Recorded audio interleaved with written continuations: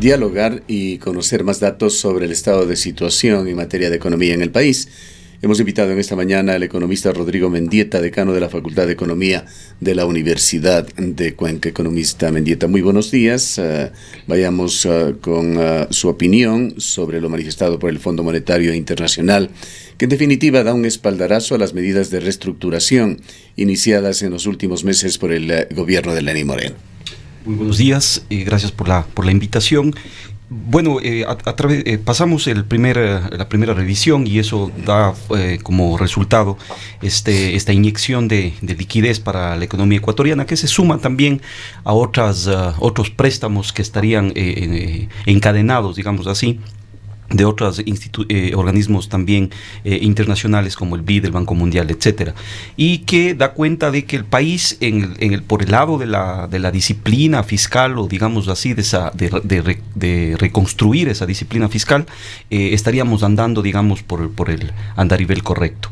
No así por el lado de la reactivación económica, porque más bien lo que estamos viendo con datos del Banco Central oficiales para el primer trimestre de este año, que dicho sea de paso, digamos, después de mucho tiempo el Banco Central tiene un retraso en la publicación de las estadísticas que tienen que ver con cuentas nacionales, pues estamos viendo una profundización de la desaceleración de la economía. Estamos atravesando inclusive las mismas pronósticos de crecimiento para este año. Nos daría cuenta de que apenas vamos a crecer un 0.2%, dicho del mismo Banco Central. Yo creería que eso sería aún menor, porque si uno ve las proyecciones a veces son un poco sobreestimadas en el caso del Banco Central, y obviamente pues yo creo que estaríamos camino a tener una tasa de crecimiento negativo para este año. ¿Le sorprende a usted estos temas, economista Mendieta? Si bien a lo largo de estas últimas semanas, meses diríamos, desde que se empezó a hablar sobre el acuerdo del gobierno con el Fondo Monetario Internacional, hemos dialogado con varios economistas, muchos de ellos con puntos de vista diferentes, sí hubo opiniones en el sentido de que entrar con este programa, con estos acuerdos con el Fondo Monetario Internacional, iban a tender a bajar el nivel de vida de los ecuatorianos, a disminuir el circulante, a disminuir el consumo, a disminuir significativamente incluso las personas con empleo formal, aunque se buscaba lo contrario. Bueno, hay medidas que había que tomar y que hay que seguir tomando independientemente de que estemos o no con el Fondo Monetario Internacional, pero si uno revisa este freno de la economía a la cual hago referencia en este primer trimestre del año 2019 en comparación con el año 2018, más bien lo que se ve es que quienes coadyuvan o qué variables coadyuvan para este freno de la economía son fundamentalmente, viene por el lado de la inversión, la reducción de la inversión, sobre todo en el área pública, que no estaría compensándose por un aumento en la inversión por el lado privado, es lo que estaría generando, ¿no es cierto?, este freno de la economía. Ya lo estamos viendo, y todas las variables dan cuenta de ello, inclusive la profundización de una inflación negativa también estaría respondiendo a este efecto.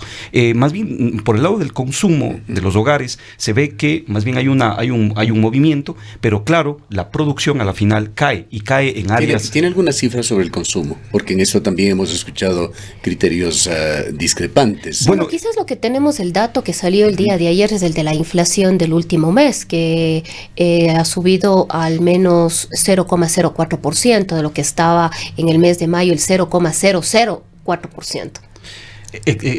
La inflación se está deteniendo de esa forma, ¿no? Ya viene deteniéndose algún tiempo. Bueno, se vio un repunte sobre todo a principios de año, a finales del año anterior, pero este año otra vez estamos empezando a vivir ese tema. No sabríamos cuántos meses vaya a durar esto. El consumo como tal, decía yo, no estaría explicando este freno en la economía ecuatoriana. Lo que está explicando es la falta de inversión, y justamente, ¿no es cierto?, ahí lo que se ve es que en conjunto los sectores que dejan de producir o que frenan su producción son sectores que son altamente demandantes de mano de obra, y ahí viene el problema, porque claro, eso lo que está coadyuvando es a tener tener un empleo adecuado cada vez menor y reduciéndose, ya cayendo bajo los 37-38% de empleo adecuado. Ahí vemos los sectores de construcción y el sector comercio, por ejemplo, que lo que está es, ¿no es cierto?, replegándose en cuanto a producción. Ahí es entonces donde viene el problema, que se avisora un año complicado, un siguiente año más complicado todavía, y obviamente pues esto, repito, en un marco de un acuerdo con el Fondo Monetario Internacional, que lo que nos está llevando es, si bien es cierto, a tener las cuentas fiscales claras, pues obviamente lo otro no pasa por ahí. Ahora, hay la intención también de reactivar a los sectores productivos, de reactivar al sector privado, pero no han llegado a darse las reformas laborales, ni siquiera a configurarse claramente cuáles van a ser, tampoco la reforma tributaria. Se ha abierto un paréntesis demasiado largo que está afectando en estas intenciones. El Fondo Monetario ahora los deja con 3 tareas fundamentales. La una, que es fortalecer las finanzas públicas, ahí pasa por un tema de presupuestos públicos que es muy interesante. Lo segundo que es la reforma en el Código Monetario para establecer mayor autonomía o autonomía total al Banco Central, ¿sí?, para que no se puedan utilizar estos montos de reservas internacionales a los cuales estamos llegando. Y tercero, es la reforma tributaria. Sin embargo, yo concuerdo con ello de que, por ejemplo, en el caso de la reforma laboral, para mí hubo un error de parte del gobierno al anunciar cosas para luego dilatar el tratamiento. ¿Eso qué es lo que puede estar haciendo? Vamos ya cuántos meses desde que se anunciaron. Sí. Muchas especulaciones, además. Claro, más allá que estemos de acuerdo o no con ciertas políticas, pero lo más grave desde mi punto de vista es que eso dilata las inversiones, porque la incertidumbre lo que hace es dilatar las inversiones. Entonces las empresas lo que hacen es esperar a ver qué es lo que pasa. Si dilatamos mucho y sobre todo anunciamos con mucha anticipación, yo creo que ahí estamos también coadyuvando para que esta reactivación económica se siga postergando. Ahora, Rodrigo, además, en todo este contexto, Pablo Dávalos del Observatorio de Economía Alternativa y Heterodoxa el día de ayer puso una demanda de inconstitucionalidad frente al acuerdo con el Fondo Monetario Internacional, y en esta demanda de inconstitucional hay justamente algunos temas que él cuestiona, que usted los acaba de manifestar, que tiene que ver con uno de ellos, el método por el cual el Fondo Monetario Internacional cuantifica el déficit fiscal.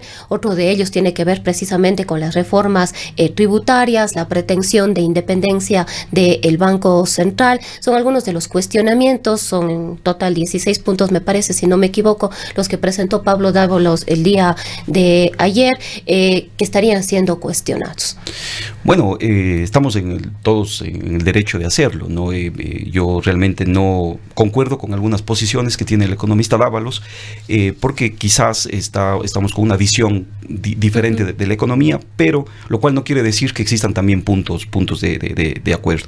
Mire, yo creo que la mayor ventaja que tenemos con el banco, con el acuerdo, o sea, hacer este tipo de estrategias y tomar estas decisiones. Nuevo acercamiento, digamos, sí, con los organismos multilaterales. Claro, y sobre todo el Ecuador mismo, estas decisiones que ha ido tomando en materia fiscal, yo creo que lo podíamos hacer sin o con el Fondo Monetario Internacional. La decisión ha sido tomada, hacerla con el Fondo Monetario, y lo que estamos viendo, ¿no es cierto?, es que eso sí nos está permitiendo sustituir deuda que es demasiadamente onerosa. Mire usted, en lo que llevamos el año son 300 millones de dólares, y por eso es que hay un déficit, sobre todo en cuenta corriente, que es otro problema también que tenemos como país, a pesar que las exportaciones han repuntado, a pesar que el precio del petróleo no ha caído tanto, pero a pesar de todo ello, y gracias hay un tema interesante como paréntesis, gracias a un flujo interesante de remesas de nuestros compatriotas migrantes, pues vemos que obviamente pues tenemos que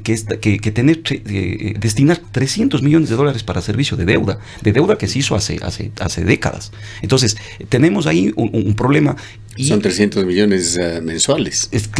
A lo que va del año, en todo este semestre. Entonces eso lo que digamos deja ver es que con el fondo estamos accediendo a crédito muchísimo más blando, ¿no? Ahorita mismo estos 250 millones tiene un plazo de más de 10 años con un periodo de gracia de 4 años y medio y una tasa realmente considerable de 3.2%, que nos lleva a ver que tenemos estas ventajas. ventajas. Entonces ahí tenemos que ver, y ojo, también hay una cosa que no se dice en el discurso en contra del Fondo Monetario Internacional, que mucho del dinero que nos está llegando o que nos va a llegar se va a destinar para mantener y sostener el frente social. Y por ejemplo ahí tenemos una mejora en el bono de desarrollo humano, tenemos una mejora en otro tipo de bonos que están asociados a personas con capacidades especiales, y todo eso, ¿no es cierto?, lo que hace es ir sosteniendo lo más importante, que yo creo que es en el Ecuador, no hacer que se profundice el problema de pobreza. Ahora, Pablo Dávalos, parte de lo que señala, y no solamente él, pues él dice representar a un observatorio de economía alternativa y heterodoxa, es que se está poniendo en riesgo la dolarización, y critica concretamente las medidas que provienen del acuerdo con el Fondo Monetario Internacional. Señala que el pacto debilita la balanza de pagos al eliminar el coeficiente de liquidez doméstica y la posible eliminación del impuesto a la salida de divisas, que el gobierno dicho lo irá eliminando paulatinamente. Señala que será el principal factor que provocará fuga de capitales del país. Mire, ahí estamos, por ejemplo, en una posición antagónica, ¿no? Más bien... ¿No está de acuerdo usted? Yo no estoy de acuerdo, porque más bien creo que el Ecuador debe ir hacia una eliminación gradual, pero con un plan concreto y bien comunicado de eliminación del impuesto a la salida de divisas. Ese es uno de los principales, digamos así, escollos que tenemos que están impidiendo la inversión extranjera directa. La inversión extranjera directa este trimestre, con los datos, repito, que han sido publicados, ha sido muy medida menos comparado con el primer trimestre del año 2018, lo cual quiere ver también que ahí existe un problema. Por más esfuerzos que se han hecho, yo creo que en materia de inversión extranjera directa este gobierno anunció muchas cosas interesantes, pero que al final no se concretaron. La mayor apuesta en esto de inversión extranjera directa es la minería.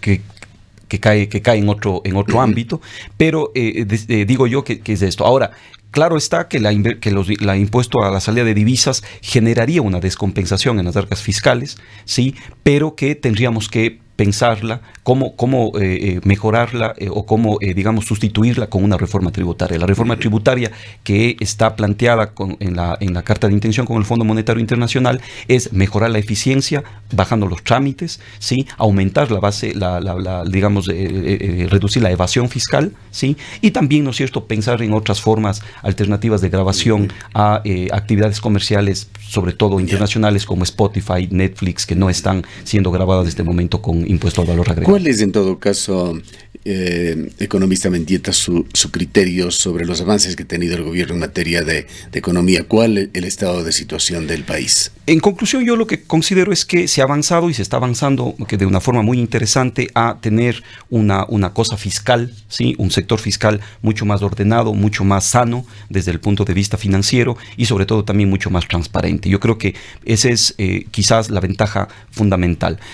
Sustituir los créditos, digamos, onerosos por créditos con mejores condiciones, haber reducido el riesgo país, que ya está en su nivel mínimo de 580 puntos. Esto nos puede abrir la posibilidad de tener un financiamiento también, digamos, a condiciones mucho más acordes a la realidad de liquidez del gobierno nacional, y esto yo creo que es la mayor ventaja. La materia pendiente, y que es compleja, ¿no?, es la reactivación privada. Yo creo que ahí no tardarse tanto, o tener ya una posición clara en torno a la reforma laboral, si es que se va a llevar a cabo, si es que no. Mire usted, el haber dejado este espacio inclusive hace que proliferen, ¿no es cierto?, una serie de propuestas que vienen de diferentes sectores, y que lo que hacen, ¿no es cierto?, es generar mayor incertidumbre a la toma de decisiones empresariales. Bien, poniendo un punto final en este diálogo en el tema económico, economista Mendieta, si quisiéramos escuchar su punto de vista sobre un grave suceso que se dio en la Universidad de Cuenca, la filtración de un examen para el ingreso en la Facultad de Medicina, el trato que ha dado la Universidad de Cuenca, el Consejo Universitario, resumidos por el señor rector, y las reacciones ciudadanas que se han dado sobre este tema.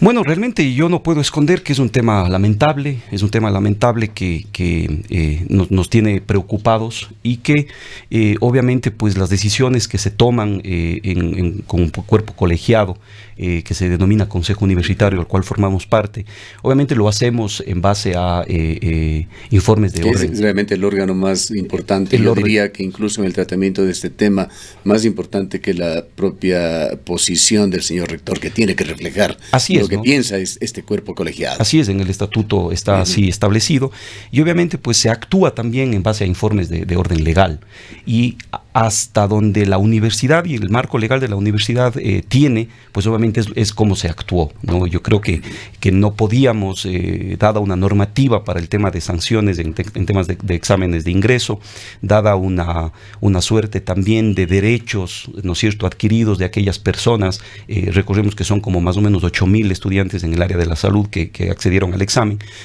Entonces ellos se esgrimió muchísimo en el Consejo Universitario del día viernes, y obviamente se tomó esa decisión. Pero sin embargo, ¿no es cierto?, la reacción de la ciudadanía, la reacción también al interior de la universidad. Conocemos también que existe ahora una medida constitucional al respecto, pues obviamente no podemos, digamos, pues evitar el hecho de que estamos muy preocupados, y obviamente lo que quisiéramos es que asimismo en el seno del Consejo, tras los análisis que se están haciendo de las comisiones respectivas, vayamos esclareciendo con mayor, digamos, profundidad. Ante la vulneración que ha causado esto en la fe pública, lamentablemente, economista Mendieta, una de las salidas podría ser la de dejar sin efecto este examen, que entendemos es de alguna manera discrecional por parte de la Universidad de Cuenca. No es un examen que necesariamente tiene que tomarse existiendo otro tipo de evaluación que hacen por el órgano oficial, la CENESID y esta otra entidad del Estado que se encarga de este examen. Se debatieron estos temas, estas posibilidades, pues el tomar medidas salomónicas como se lo está haciendo, indudablemente que va a generar injusticias, aunque posiblemente se está tratando de dirimir, diríamos, en favor de las mayorías. Va a haber siempre una minoría afectada, y en un tema tan serio que compromete el futuro de jóvenes ecuatorianos. Sin duda, yo creo que de lo que yo, digamos, presumo ahora es que tendríamos que esperar la decisión. Entiendo que hay nos hemos enterado por la prensa, que hay una audiencia y se decidirá el día lunes, y luego de ello entenderé yo que el Consejo Universitario tendrá que reunirse para tratar. Hay dos aspectos en esto. El uno, que es el tema de carácter legal, que pueden ser estas denuncias que se las dirima a nivel de entidades del Estado y de la justicia ecuatoriana eventualmente, pero el otro es el tema académico internamente en la Universidad de Cuenca. ¿Qué es lo que se va a hacer allí para igualmente precautelar, diríamos, fundamentalmente el prestigio de la universidad? Mire, yo pienso que ahí la Universidad de Cuenca, y eso también ya se ha discutido en el seno de varias reuniones que se han tenido al respecto, tiene que generar, yo creo que un área constante y perenne de admisión.